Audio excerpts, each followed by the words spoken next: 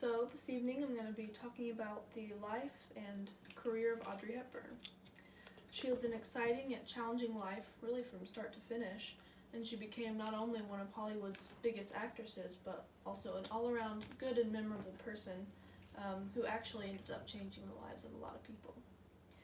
So she was born in 1929 in Brussels to a Dutch baroness and an English earl, but despite this relatively affluent upbringing, this did not shield her from the scourges of the war. At 10, she was schooled in England. She took ballet lessons. She showed a lot of promise. She was a very artistic and smart child, but at a pretty early age, her parents ended up splitting up. And her mother, seeing that World War I was starting, the Nazis were invading Britain, decided to preemptively move herself and Audrey to the Netherlands in hopes of escaping them. But of course, they soon took over Holland, and these effects were definitely felt by Audrey and the whole of the nation, as of course rationing ensued, there were low funds, and she suffered from malnutrition. It got so bad at times that she and her mother had to dig up tulip bulbs to eat, and this resulted in a lot of health problems. She got anemia, she had respiratory problems, and these carried on throughout her life and definitely made her not a well person at times. But despite these circumstances, she somehow found a way to continue normalcy. She continued her schooling, she kept dancing, kept taking dancing lessons at a local theater, and this led her towards something that a lot of people aren't very familiar with in her life story. So amidst all the Nazi supporters, even in Holland, she stuck out from the crowd. She had her own opinions about it. She couldn't support the Nazi party, and so she decided to use her talents for good. So she used her talents as a ballerina to aid in raising money for the Dutch resistance. And so what she would do is she would participate in these underground concerts where basically performances by different artists in Holland would choose somebody's home to hold what they called underground concerts in. They would black out the windows, and then these artists would come in and perform their act. They would sing, dance. In her case, she danced. She choreographed all of the performances. Her mother made the costumes, and her friend played the piano. And she often danced even though she was weak from hunger. She was very driven. And so then all of the proceeds would then go to the resistance in the area. So this show of industriousness definitely helped her, and the way that she persevered showed the kind of person that she was, and this would go on to help her in the rest of her career. So beginning her rise to fame, it actually started in her early 20s when she started taking acting lessons, and this was after the war had kind of fizzled out.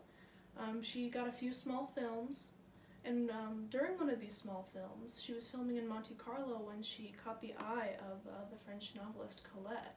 And at the time, he was trying to turn his novel, Gigi, into a Broadway play. And immediately when he saw Hepburn, he knew that she was the one for the main role. So to make a long story short, she was cast. She did the play, and in the first week, she got raving reviews. And after that, her career really skyrocketed. And it was in 1953 that she starred alongside Gregory Peck in Roman Holiday. And this immediately won her a lot of accolades. She won the Academy Award for Best Actress, and along with that, the affections and of many with her heartfelt performance in that movie. They really fell in love with her demeanor and her carefree nature, and just the way that she portrayed her character, and that would really go on to kind of be highlighted in her future roles. And so in the years following, she starred in a lot of films with some of Hollywood's biggest stars. Cary Grant, Fred Astaire. She would star in a lot of movies. I think, me included, I've watched a lot of her movies, and they really stick out in my mind as being very memorable, like Charade, How to Steal a Million, and of course Breakfast at Tiffany's, which is probably her most well-known film. But these movies really cemented her place as a star. But what I was really wanting to highlight was the fact that many knew her as more than just a film icon. In the late 60s, she went into a semi-retirement from acting. At this point in her life, she had a couple of kids. She'd already been divorced one time, but right now, or at this point in time, she was married, she had 2 children, and she wanted to spend a little more time focusing on her kids and her family and being a mom. But in the 70s, she did return to appear in a couple of films, but she felt that she had more than just, her talent as an actress to give to the world.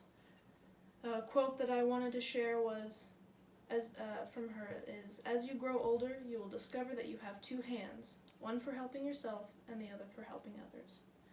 And so at this point in her career, about the late 70s, she became a really avid supporter for UNICEF, or the United Nations Children's Fund.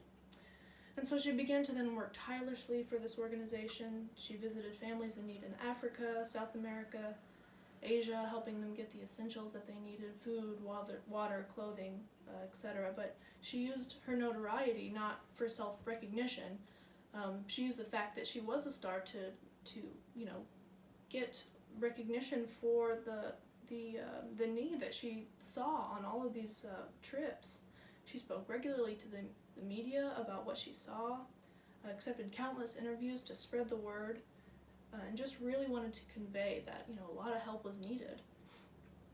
And so as part of her last project in the 90s, she donated all of her earnings to UNICEF, because then she really spent the last years of her life in this charity work, because she died at the age of 63 from a very rare form of cancer. And whether that was from her life choice to smoke, which she was a very heavy smoker, whether that was from the stress and anxiety that she carried with her, is really unknown. But one thing that is for sure is that her death saddened many people. But she wasn't just another Hollywood star. She and her values will continue to be remembered and relevant today. And that's because she was the kind of individual that really brightened the room when she walked in.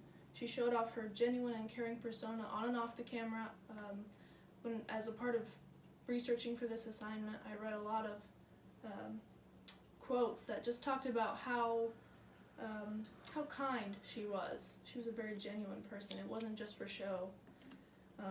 And so because of this, she'll be remembered by millions of people. I got my information from the My Hero Project, Viridian Nutrition, Audrey Hepburn, Her Life and Death.